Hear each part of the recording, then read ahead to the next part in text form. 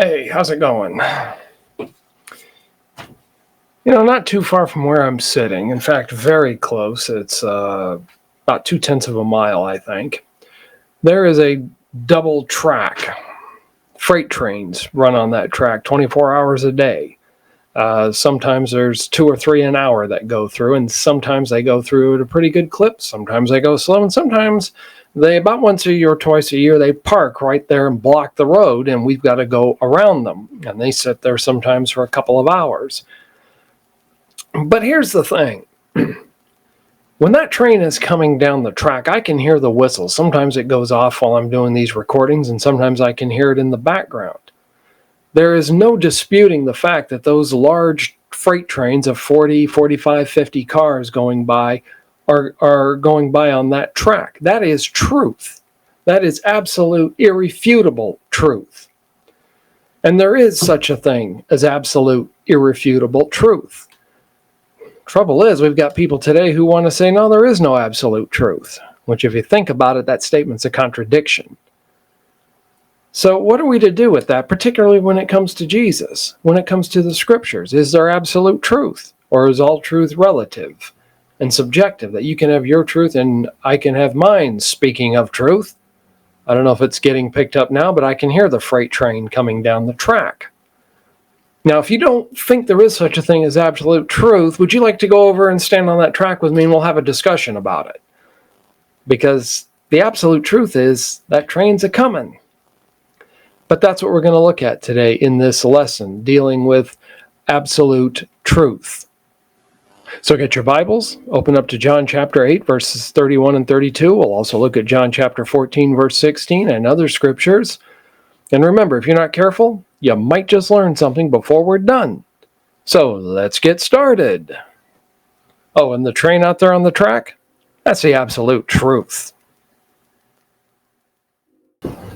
Okay. We started, if you remember, a few weeks ago looking at this idea of truth. We started looking at Jeremiah 36. And Jehoiakim and how he cut up the scroll that he was given that had the message from God on it, and Jehoiakim basically didn't want to hear it. And that got me to thinking, and I looked at some of the earlier parts of the chapter and saw there were some other things to revisit on that whole idea, and I called it Tampering with Truth. And last week we started to dig a little bit deeper. We looked at what is truth.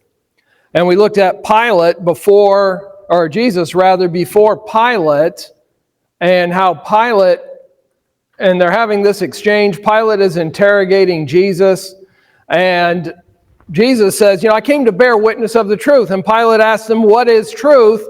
And was he asking sarcastically, or was he asking seriously? Was he asking disparagingly? How was he asking the question, what is truth? We don't know. It's hard to tell. There have been lots of speculation, but it's hard to tell by just reading the words on paper, especially when they didn't have any punctuation. And we can write in capitals, all capital letters, which in internetese means you're shouting. We can use exclamation points. We can circle. We can highlight.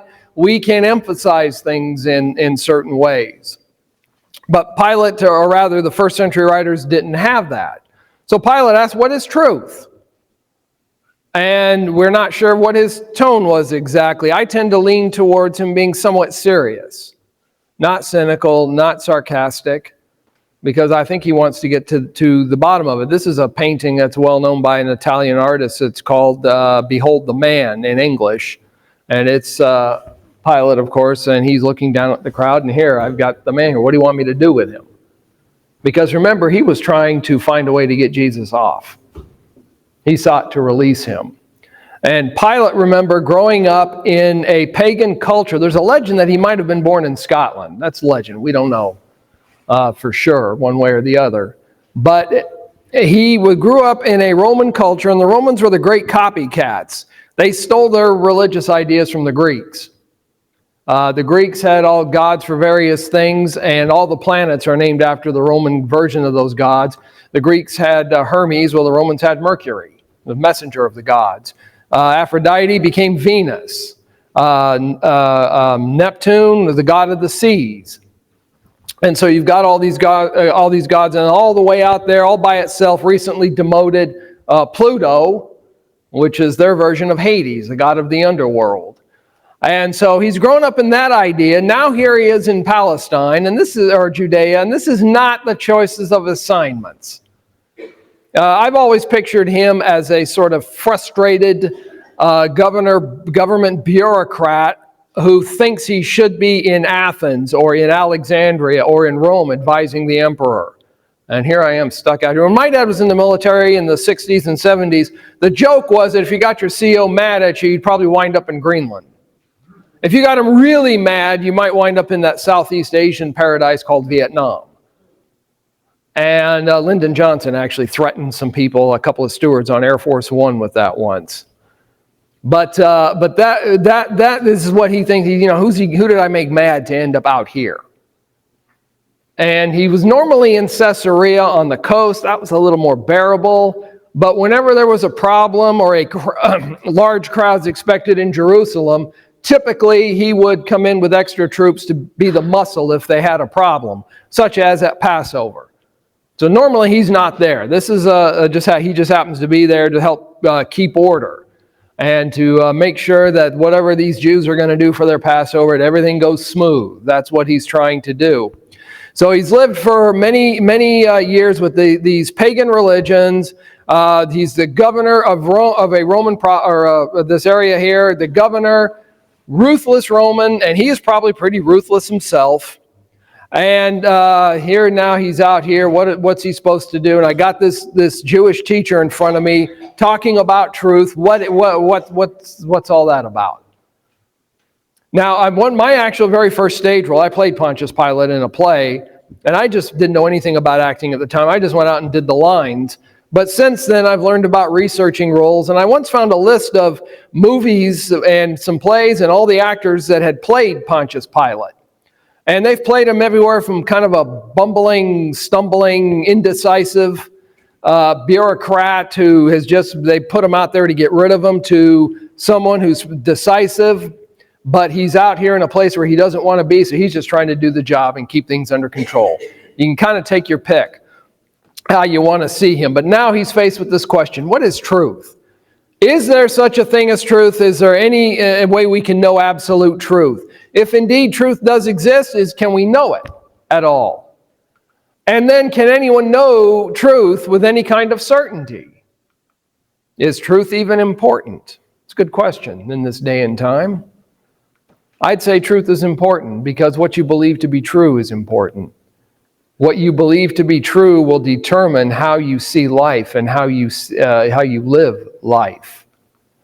It will determine your ability to understand life and to obey God, what your view of truth is.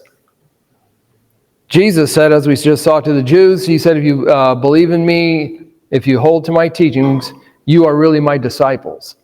Then you will know the truth, and the truth shall set you free. So the question I would ask is there absolute truth?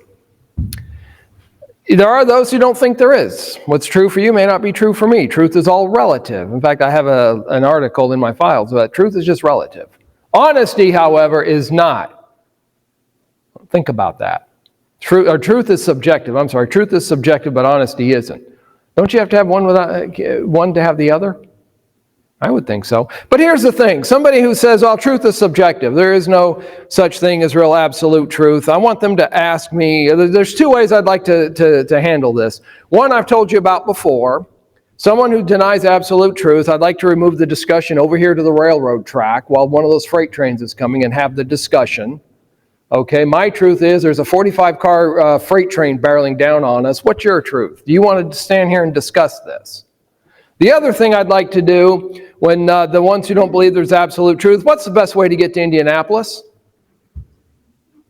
Get on the highway and go. Well, that's not my truth, though. My truth is I'm going to send them to Chicago first. And then my truth says, no, you got to go over to Des Moines. and then go to Indianapolis. What are you laughing at? That's my truth. You can't laugh at my truth. But obviously that's ridiculous, isn't it? There's really basically one good way. There may be a couple of other ways to go, but none of them involve going north and then the west, do they? That wouldn't be very wise, very smart. If you want the best way, now if you want the scenic long way, well, then maybe that'll work. But here are some reasons people tend to reject truth. Number one, they feel that absolute truth is too hard to find, if not impossible. That can be easy to understand. Everybody claims to have some kind of truth. Every religion out there claims to be the truth. There are too many charlatans. I would lump the prosperity gospel folks into this one. Send us your money, make your vow, plant your seed, and then what they mean is send us your money. Years ago, there was a guy, Robert Tilton. I watched him occasionally, and I remember one night I was watching him, and he was making his plea.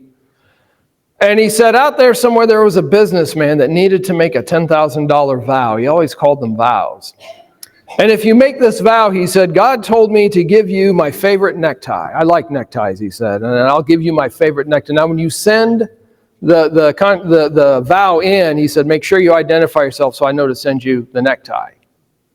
And I wonder how many men got his favorite necktie over the next several weeks. Because I have a feeling there was more than one. And they make big promises if you'll just give to their ministry. And it's easier many times to believe in relativism because there's no accountability. You have your truth, I have mine. We just kind of let it go at that. And it's easy for it to be relative. So is truth relative? As defined as the concept that points of view have no absolute truth or validity in themselves, but rather only relative subjective value according to differences in perception and consideration. So in plain English, what does this mean? It means what's true for you might not be true for me. Or, as I read this, I thought I've heard this concept somewhere else before. Anybody think of a place you might have heard it? Maybe the Old Testament? How about Judges? Everyone did that which was right in his own eyes. Because if truth is relative, if it is subjective, then why can't I do whatever I think is right in any given situation? It's going to be a little philosophical, yeah. But is truth relative or is it absolute? Today I would suggest that it is not only absolute, but relativism leads to a lot of problems. I'm going to show you some here in just a minute. But if truth is relative, let's assume for a minute that it is relative, then all spiritual truth is valid. One faith, one philosophy, one religion is just as good as another. But there's a problem. Jesus said, I am the way, the truth, the life. He didn't just say, I brought truth. He didn't say, I am truth. He threw in the definite article, the truth. So if all truth is relative, all spiritual truth is valid, and then that means all religions and philosophies carry the same weight. None can say that one or the other is wrong or one or the other is right. They all carry the same weight. But then you run into this problem. What do you do with spiritual truths that are mutually exclusive? Islam says that Muhammad is God's prophet, and they really are the way, and Christianity says, well, Jesus said, I'm the way, the truth, and the life. Which one's right? If they're both diametrically opposed? Either one is right and one is wrong. Or maybe they're both wrong and there's a third option, but they can't both be right. The law of contradiction kicks in. And so what do you do in this kind of a situation? Well, if truth is relative, then persuasion is not allowed. Tolerance is king. What do I mean by that? If truth is relative, if one is just, faith is just as good as another, why are we trying to convert people to Christ? If it's true that there are 8 billion people on this planet and there's 8 billion different ways to get to eternity, then why are we doing this? Well, this is a problem some of the folks who call themselves progressive Christians have with John chapter 14, verse 6. Too exclusive. But see, I would submit that they're missing the point. Because remember, God is an infinitely just God. He didn't have to give us a one way to get to Him. God is a God of love. He's a God of mercy. Yeah, I get that. I preach that. I believe that. But pull out a coin. Doesn't it have two sides? Heads and tails? You ever think about God's got two sides?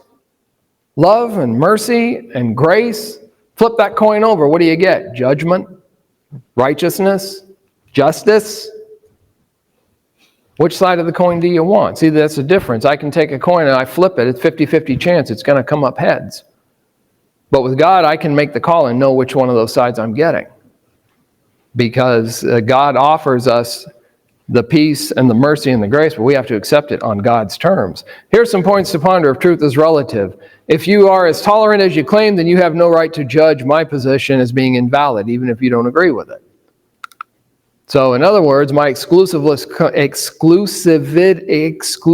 claim that Christianity is exclusive has to be accepted as a valid viewpoint if you're going to be consistent with the idea that all truth is to be accepted and all truth is valid. Gets a little bit difficult to do that, doesn't it? So if truth is relative, then there can be no moral absolutes. Think about that. If truth is relative, then morals are absolute. And if that's the case, what are you going to do with these guys? What are you going to do with Charles Manson over there? Or these other three? I did some adding up. Everybody looks at Hitler as being one of the worst mass murderer in history. Actually, the other two were much worse than him. I added up between Mao Zedong, Stalin, and Hitler, the approximate number of people that were killed under their watch with death camps and forced marches and this and that and the other, comes to, on the conservative low end, approximately 90 million people, which would be roughly the populations of California, Texas, and Florida put together, the three most populous states that they murdered. And I don't think we'll ever actually know the full numbers of either of them. And now we know Charles Manson, and it was, I think, 8 in the Tate LaBianca case. But the others, I don't think we're ever really going to know the total number. Some have put the Holocaust, the Jews were the single largest group, but if you add up all the other groups, some have put the numbers as high as 17 million. But those are estimates. Like I said, I don't think we'll ever know the exact total. But if you're going to try and argue that truth is relative, morality is relative, all that, what are you going to do with these guys? It creates a problem, doesn't it? But fundamentally, within us, we all know that something's wrong. I think most of the Nazis knew that they were, on some level, what they were doing is wrong. Why do I think that? They all fled after the war, or they committed suicide.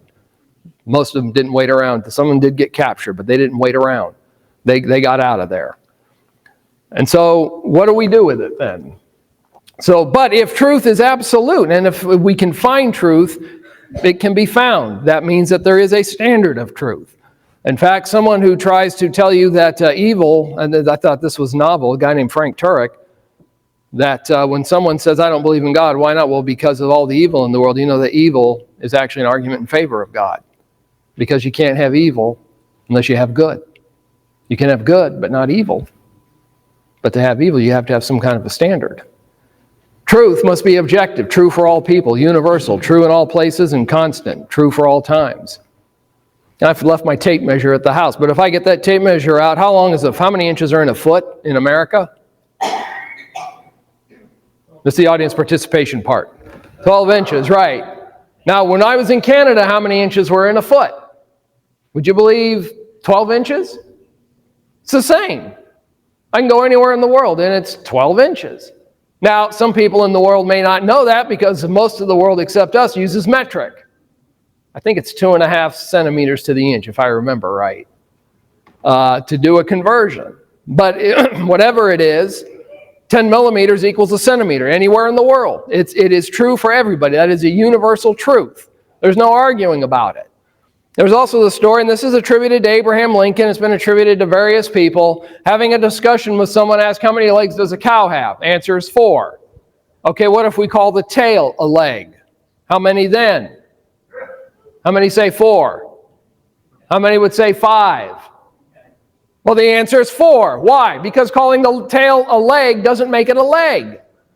Any more than calling a man a woman makes him a woman. He's still a man. And that's the way it works with truth. It stays static. It stays the same. And that is the way that we have to accept it. I can call this tail a leg all day long if I want, but try standing the cow on it. It's not going to work. Cow's probably wishing I was down having a chicken sandwich anyway. But seeking truth and hoping to possess it someday is not arrogant. It is an admission that you don't know everything. And it's an admission that we would like to know truth about something. We seek truth. We are told to seek truth. We're told to buy the truth and don't sell it, which means Proverbs is implying that there is truth out there somewhere. And I would say my worldview is the Bible is ultimate truth. The Bible is the Word of God, and it is totally relevant for us today.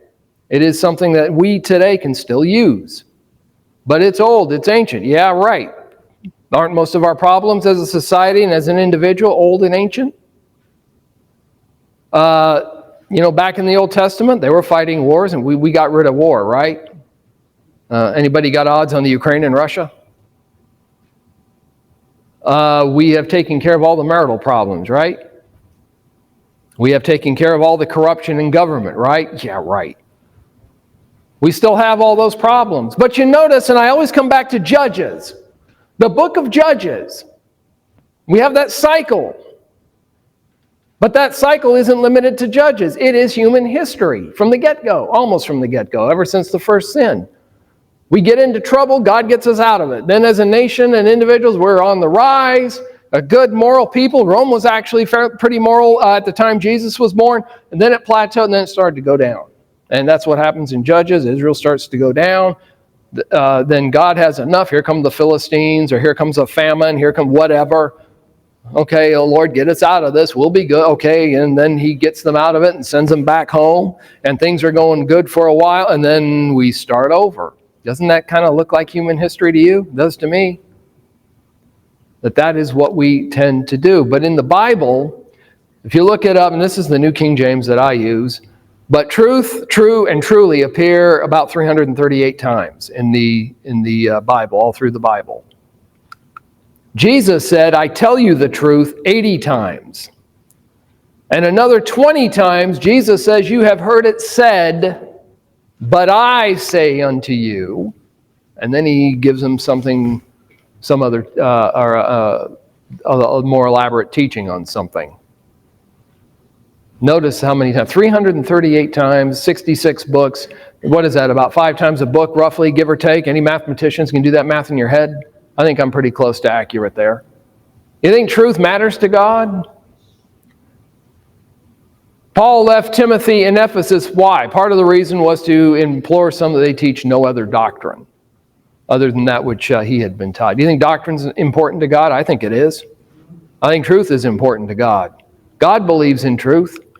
That's why he gave us the Bible. That's why Jesus in his prayer in the garden said, they are not of the world just as I am not of the world. Sanctify them in what?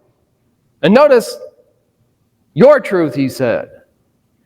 Whose truth? God's truth. Your word is truth.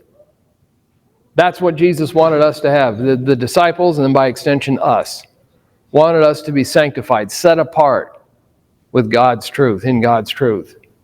That's what we need to tell people. God has a truth. Titus in Hebrews tells us that it is impossible for God to lie. You think truth matters to God? Absolute truth can be found. Paul, at the beginning, in his opening of the letter to Titus, a bondservant and apostle of Jesus Christ, according to the faith of God's elect, the acknowledgement of the truth which accords with godliness in hopes of eternal life, which God, who cannot lie, jump over to Hebrews, it is impossible for God to lie. So is there something, can God do just anything? No, God can't do just anything. He can't lie. It's against his nature. We humans, we're different. We were made in God's image, but because of the fall, we're susceptible to it. So if absolute truth exists, then what? Well, then we need to act on it.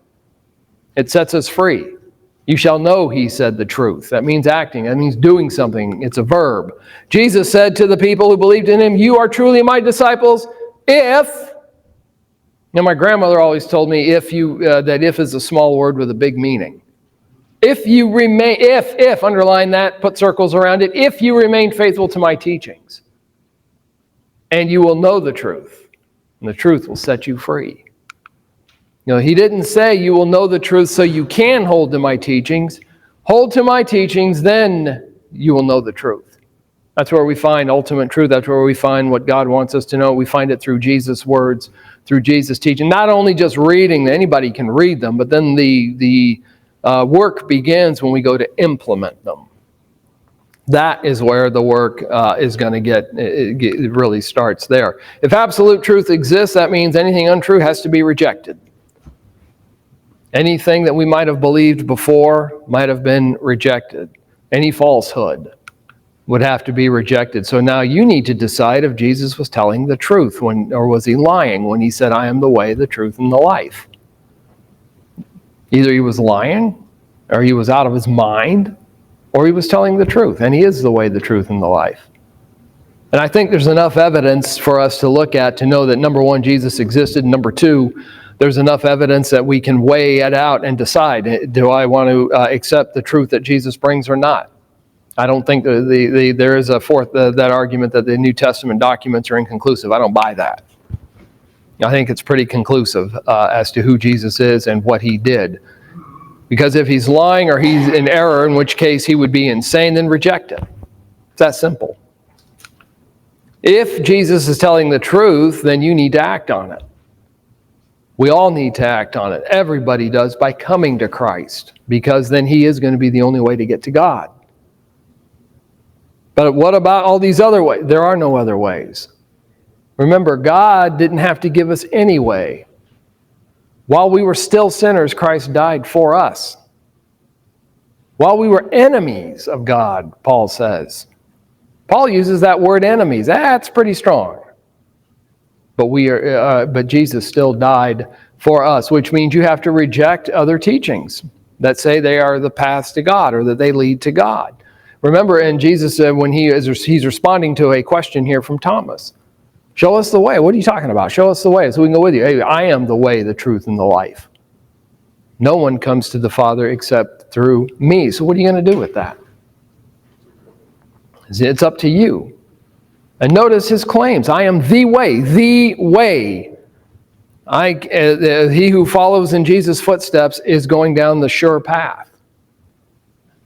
I am the truth. Notice he didn't say a truth or I am truth, the truth.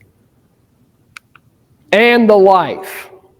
He brings life eternal. No one comes to the Father but through me. Period, full stop. That's it. We're done.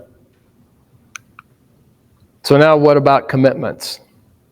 What does that mean? Well, first of all, I need to commit myself to seeking the truth. I have to commit myself to finding it.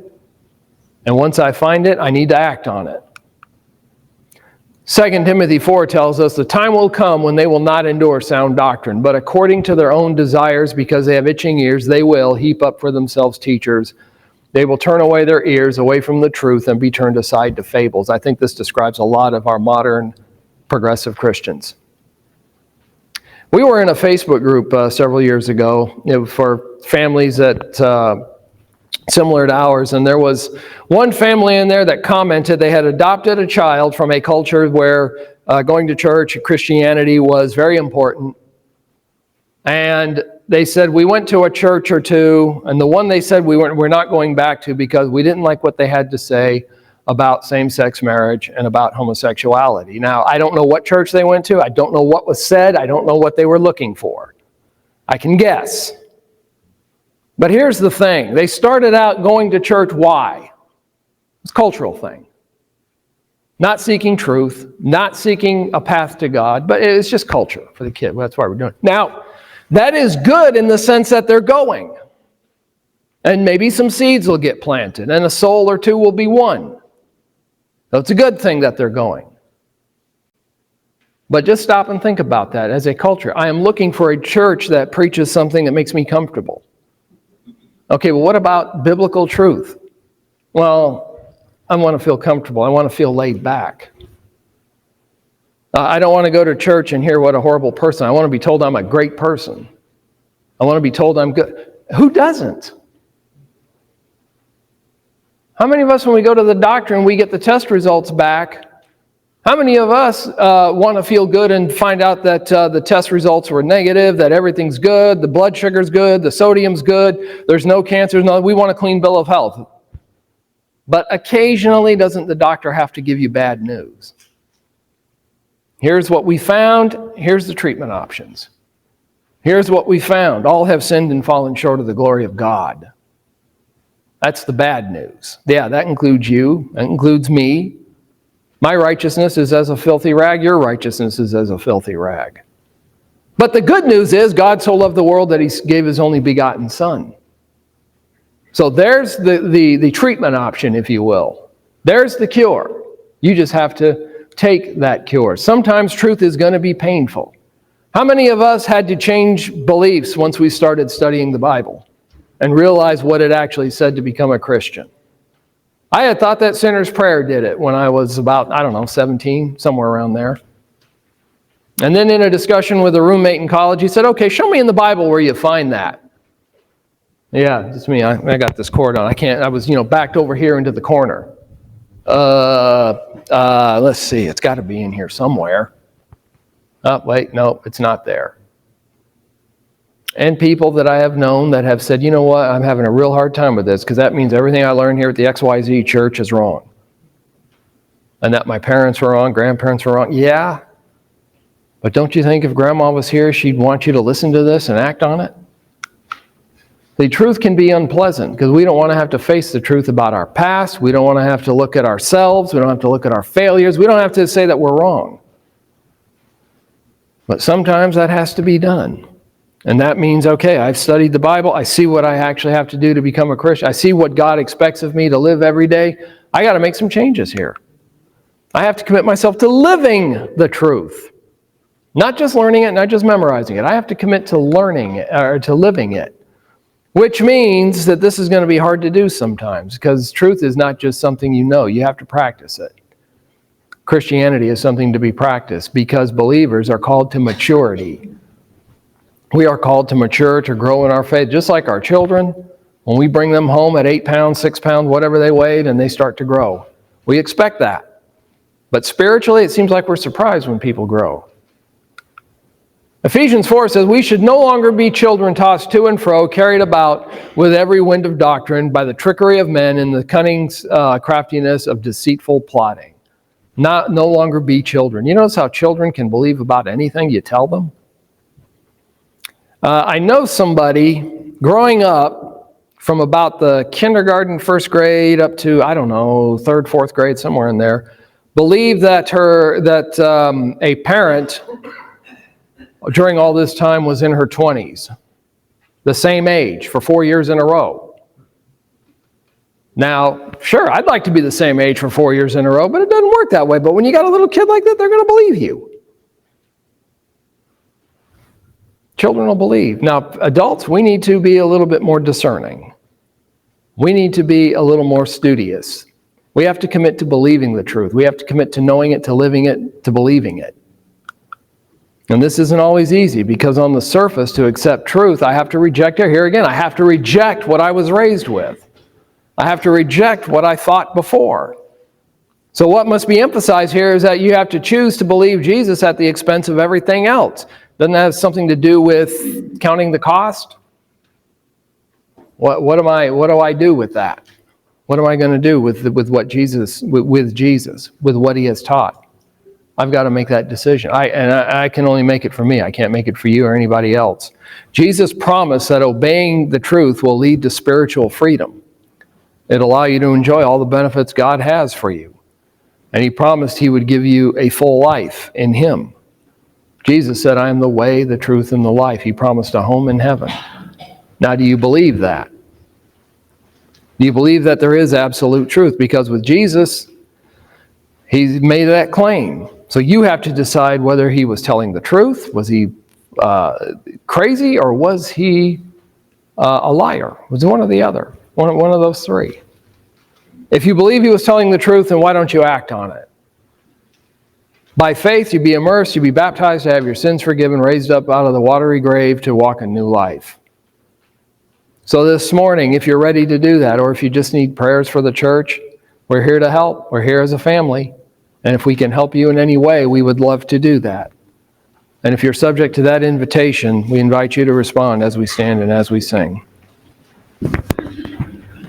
If we walk with the Lord in the light of His word, what a glory He sheds on our way.